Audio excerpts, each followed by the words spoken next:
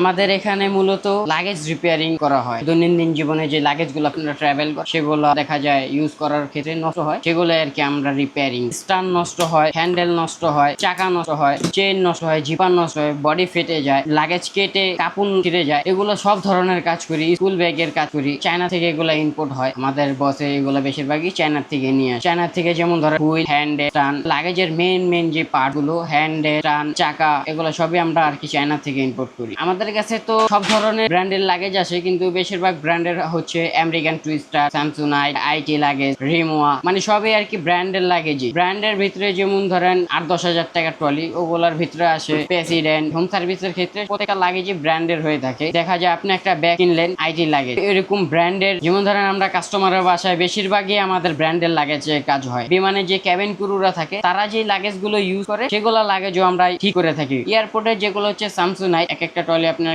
80,000-82,000 টাকা। ওগুলা লাগেজের আমরা বেশিরভাগই হুইল সমস্যা হয়, লক সমস্যা হয়, স্যামসুনাইটের সাইড লক, উপরের লক, মেইন লক, এগুলো সব ধরনের কাজ আমরা করে থাকি। যেমন ধরেন ফাইবার ট্রলির বেশিরভাগ প্রবলেম গুলোই হয় এরকম ফাটা, এই যে এরকম ফাটার প্রবলেম হয়। এগুলো ফাটার কারণ হচ্ছে আপনি এয়ারপোর্টে যখন আপনি এটা নিয়ে যাবেন ক্যাবিনে বা বিমানে, এটা যখন উঠায় তখন এটাকে থ্রো করা হয়। থ্রো করলে তখন এটা লোডের অবস্থা থাকে, নিচে পড়লেই এটা সাইড ফেটে যায়, হুইল গুলো এয়ারপোর্টে ভেঙে যায়। যখন থ্রো করে এয়ারপোর্টে এখান থেকে, এই যে এখান থেকে পুরো ডাইরেক্ট, অনেকে তো বলে ভাই আমার তো চাকাই নেই গা, এয়ারপোর্টে পড়ে গেছে গা। ওগুলো সব ধরনের কাজই আমাদের কাছে পাবেন, এবং কি আমরা কাজ করব সম্পূর্ণ সুন্দরভাবে, ব্যাগটা যাতে অড না লাগে ওইভাবে আমরা কাজ করি। আমরা সবসময় ব্যাগের লুকটার দিকে দেখি।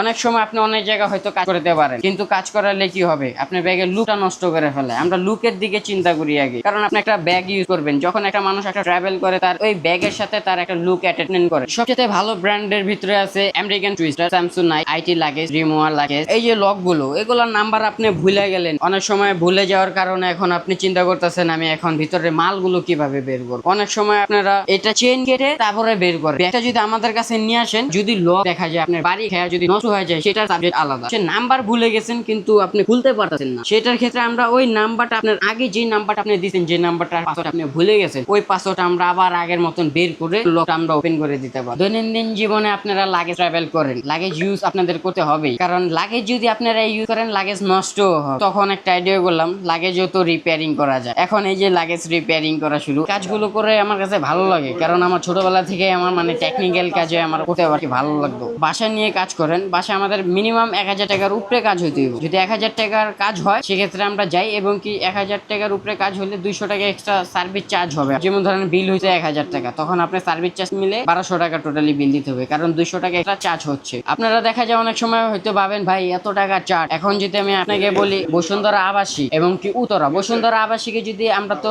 সচরাচর বাস ইউজ ব্যবহার করি না, আমরা বেশিরভাগই আমরা রাইডার ইউজ করি। রাইডারের ক্ষেত্রে আপনারা তো জানেন রাইডার ভাড়া কেমন আসে। আর যারা কি লাগেজ দেখা যায় অনেক সময় টানাটানি বেশি করেন, তারা খুব আস্তে ধীরে লাগেজ গুলো ইউজ করবেন, যাতে আপনাদের লাগেজ গুলো নষ্ট হয় দেরিতে।